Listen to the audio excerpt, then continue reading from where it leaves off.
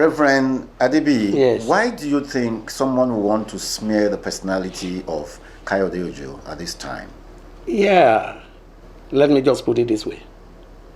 The fear of 2026. the fear of 2026.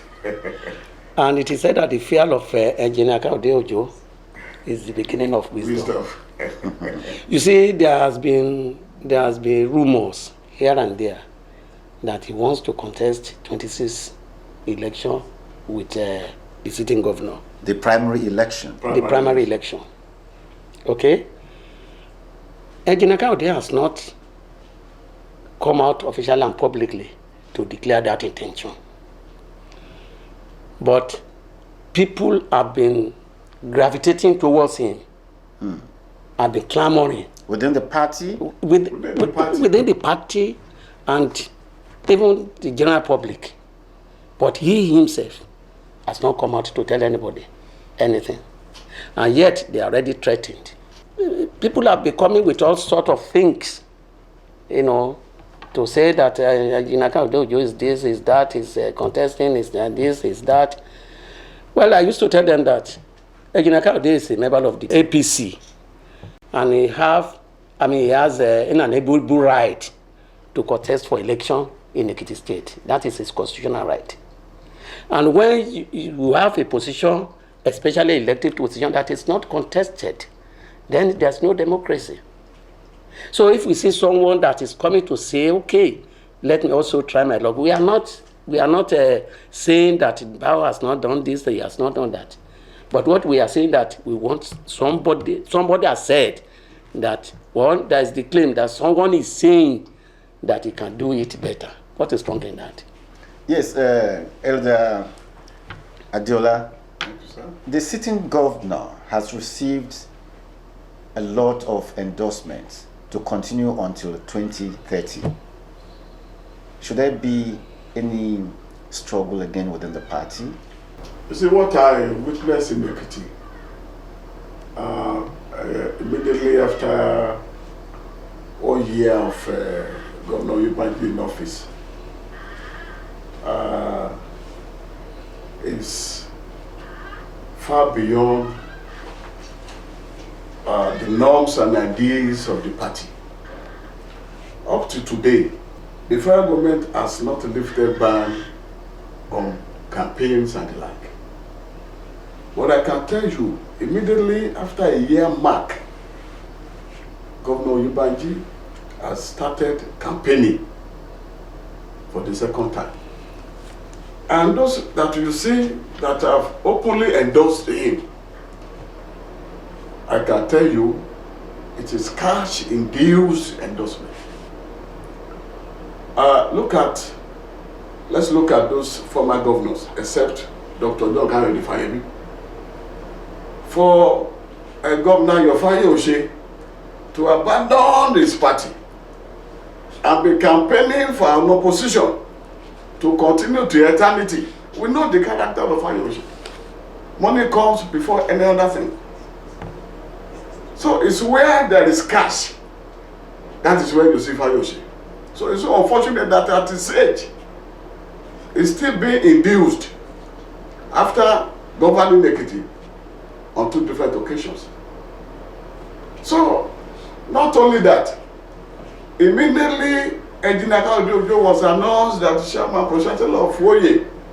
A week after that, then, Governor Oye-Ekiti ran to party secretariat at Adeola there and mandated the party executive started this endorsement thing. That was the genesis. But I don't have problem with people who are endorsing. They know why they are endorsing Governor Oye-Ekiti. But I still stand to be corrected. 80% of road network in Ado, that is the capital of the state, is untapped. 80%. When you look at the road networks from Fajuyi along Adebiyi, this is federal road. It's not owned by the state. Whatever money that the state government spend on it will be refunded. Ilawe, from Adeola to Ilawero, that is another double lane. It's still federal government road. So I don't see a single road in Ekiti that is Ekiti State government road that is that can compare with what we have in Osun, or not even in Osun. I don't hear that Adebiyi road. You know, I said it's federal government road. Ekiti State government to tell us one of that he has constructed. The flyover. Flyover bullshit. That is a ploy to rob Ekiti people. Akure is more populated than Ado. Up till now, there is no single bridge in Akure. But the road network in Akure is super. If there is traffic hold up in Adebiyi, there is no road network where you can find your way and maneuver and go. But go to Akure. So what we need in Ado is not flyover. The one constructed by Governor Kayode Ojo, how many people is using that flyover? And where does this new flyover begins and where does it lead to? To nowhere. So those that are endorsing Governor Oye-Ekiti, they know why they are doing it. I can tell you today, it has over 370 SSS. What are they doing? Over 370 SSS. What are they doing? What are they doing, for God's sake? If Ekiti has to be in some personal state, will we hire those people who will not make any contribution to the government? So it's as terrible as that. Sir, okay, you want to add yes, to what? yes, no, not even that. That's I'm taking you a little back. The claim of the writer, of the faceless writer, was that Engineer Kayode Ojo was sacked from FIOE due to some wrongdoings. But that is not the position of the federal government. The position of the federal government, if you permit me, I think I will read just a line. It said, in this reshuffling, the strategic change is part of President Tinubu's initiative to foster diversity and national cohesion, in line with the federal character stuff. So for anybody to be saying another thing, and that is not in tandem with the federal government policy. That is not in tandem with the federal government position. The position of the government is to balance ethnicity. And that is clear enough. And it's not capable of any other interpretation. So it is malicious for anybody to bring in another thing. Reverend Adebiyi, yes. In your previous submissions, you yes. said some people within the APC and even in the public are gravitating towards Engineer Kayode yes. Ojo. Yes. Why are they doing this? Yes, I have said it before. We are talking of credentials here. So if you look at Engineer Kayode from what we have just said, number one, I started following him as a result of his or common love for Ekiti and Ekiti people. That's number one. Number two, is patriotic zeal. Number three, you see, I am an economist. I wrote a proposal to the government concerning cassava, and I said, look, Ekiti doesn't even need to wait for federal allocation if we can leverage on cassava alone in Ekiti State. Sir, I wrote a memo to the government of Governor Fayemi at that time. You see, so when I met with Engineer Kayode Ojo and I brought this memo out, what surprised me was that he brought his own version, his own version of the memo on that proposal. Okay. And I discovered that it's more detailed than mine. You had the same ideas. The same ideas.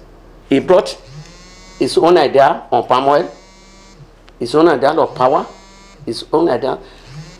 The problem we have generally in the Ekiti State is that nobody is thinking. Including me and you. Nobody is thinking. Simple things. Simple things. We are talking, okay, we are all mourning. We are talking about scarcity of tomatoes. Tomatoes in Ekiti State. There is a simple approach to the solution. Very simple approach. We have close to 700 secondary schools in Ekiti State. Give each secondary school, it may look poor, it may look naive, but that's the solution. Just give them money for 1 hectare to go and produce pepper and what? Both private and public. Private schools. Public schools. Okay. Give them money to go and start planting tomatoes and pepper.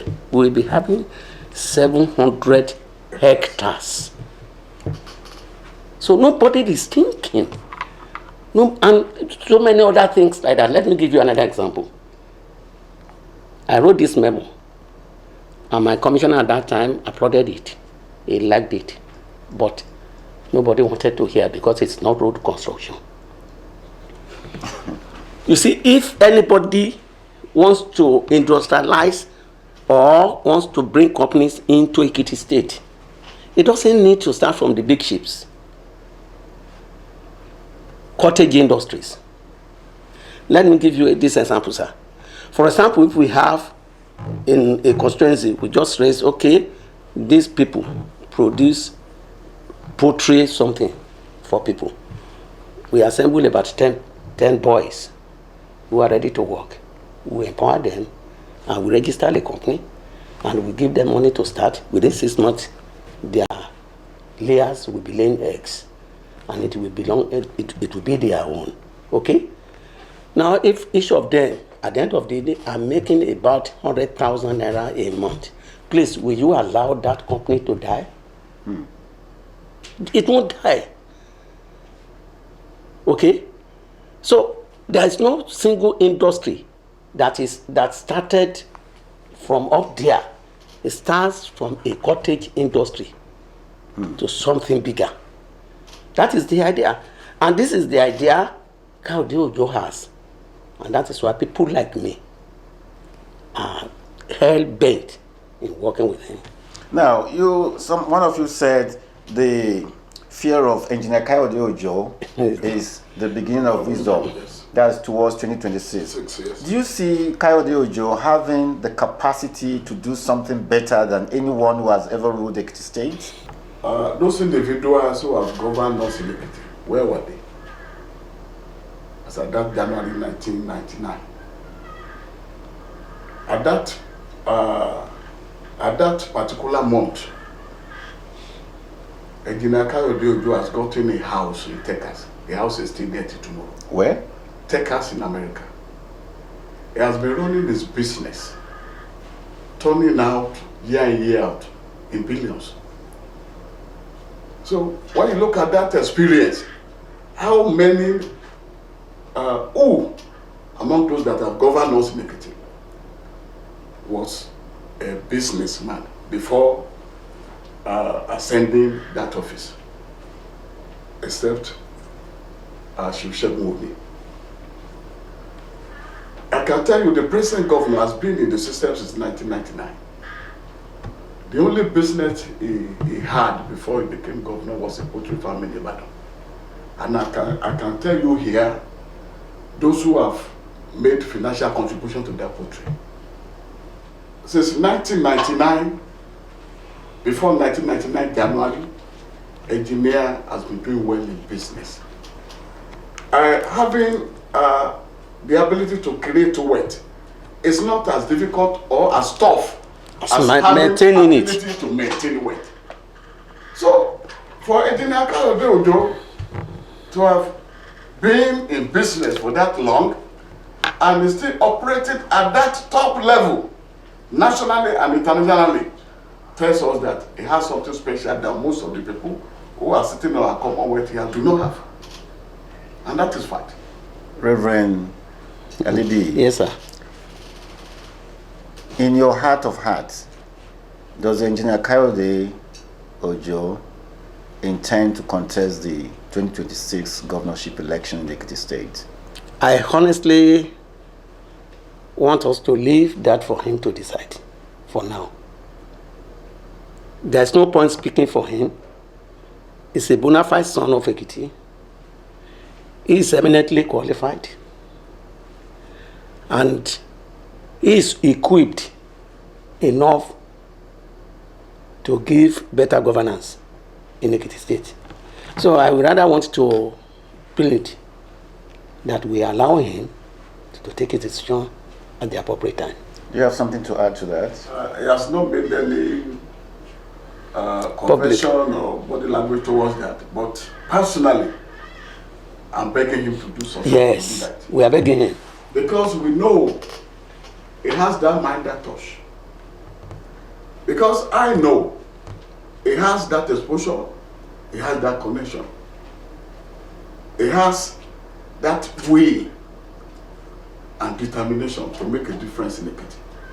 So I'm pleading to him every day, and to every Ekiti who want a better Ekiti, we agree with me on this, that Engineer Kayode will make a better government than anyone in the history of Ekiti State. We'll be speaking with two gentlemen.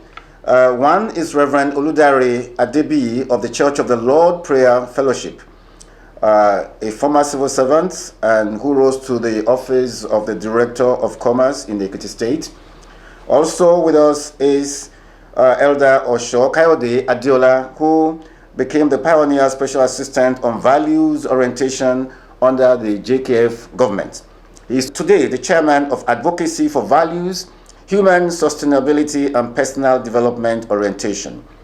Gentlemen, thank you very much for clearing the issues concerning Engineer Kayode Ojo's redeployment from Federal University Oye-Ekiti to Federal University Lokoja. Thank you so much, sir. Thank you, sir. People of the Fountain.